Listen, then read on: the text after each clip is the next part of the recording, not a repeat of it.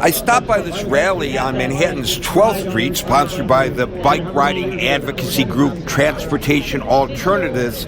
But it's not really about 12th Street, it's about the commercial thoroughfare 14th Street, which the city wants to convert into a busway while repairs are made to the L train that runs below it. But an attorney, Arthur Schwartz, who lives on 12th Street, went to court to stop the plan, arguing that 14th Street traffic would end up coming along his residential street, jamming it up and affecting the quality of life. First, we hear from one of the Transportation Alternative supporters protesting in front of Schwartz's home, then from one of Schwartz's neighbors who supports him.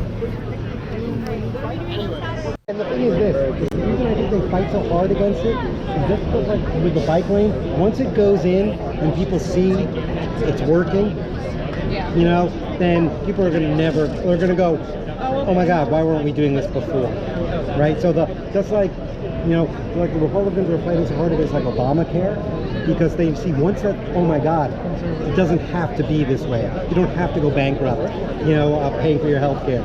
Once people see that, they're not going to want to go back the old way. But so he predicts doom and everything because he knows that once it happens, people are never going to want to go back, and they're going to want it on other streets.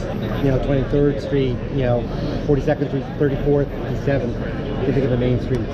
So anyway, it's just a really cynical argument, and he's comparing us to, I think he said, like, we're like the Klan, and he's like a white civil rights lawyer. Jesus Christ. You know, I mean, it's pretty shameless.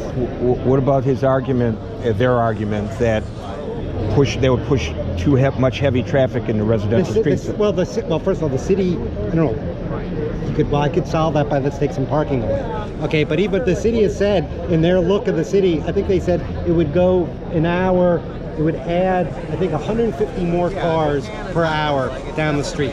Okay, if you think about 150 cars per hour divided up per minute, that's very few cars actually down the street.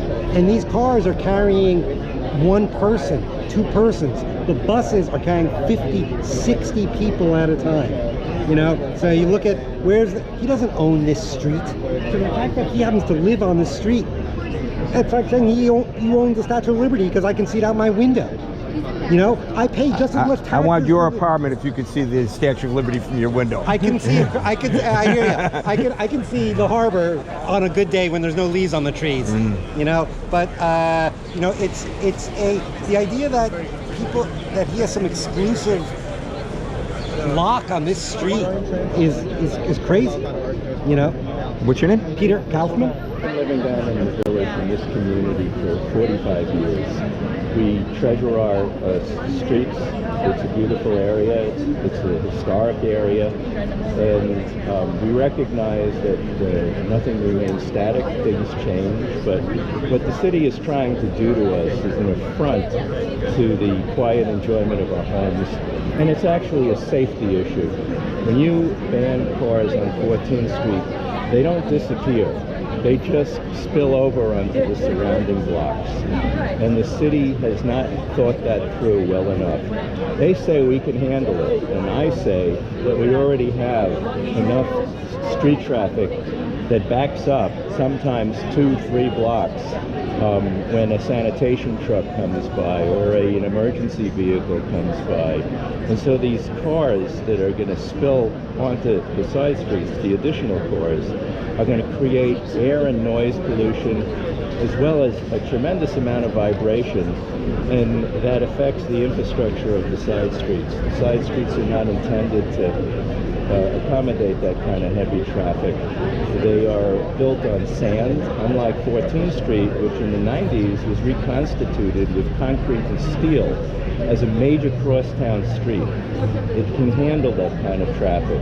When you ban cars onto the side streets and certain trucks, they're going to find their way onto our streets. It's unsafe, it's congested, it's polluting, and all you're asking is that the city do what they are required to do under the state and city environmental laws, is to do studies and to show us the statistics, rather than come into court and claim they did studies, yet not support them with anything that is scientific or that can be evaluated.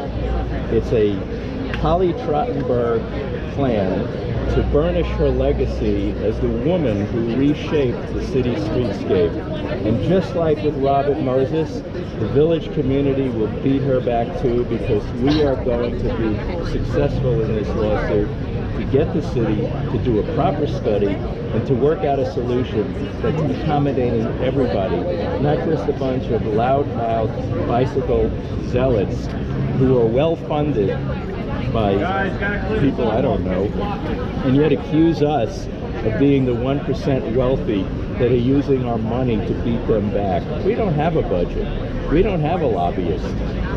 Arthur's working for nothing because he's a good guy and he wants to help. And I'm giving of my time for nothing too. So when they talk about us taking advantage of the system, a frivolous lawsuit, not being democratic. What's more democratic than going into a court of law and having a judge adjudicate the issues? And right now, both judges, the lower court judge and the appellate judge, have said that we've made a good case and we'll continue to make a good case, and I think we'll prevail. What's your name? David Marcus. David. If you like this video, please subscribe, hit the thumbs up, and the alarm button. Thanks.